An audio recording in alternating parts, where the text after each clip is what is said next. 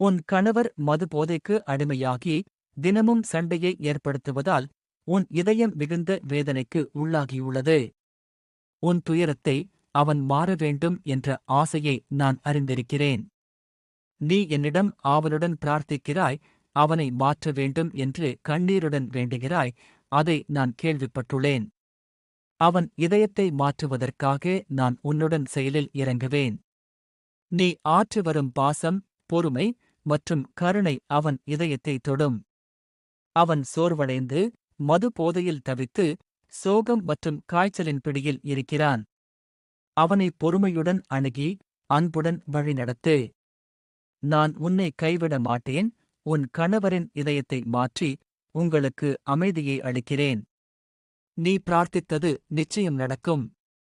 உன் கணவர் மாறி உன்னிடம் பாசமாகவும் பரிவாகவும் நடந்து கொள்வார்.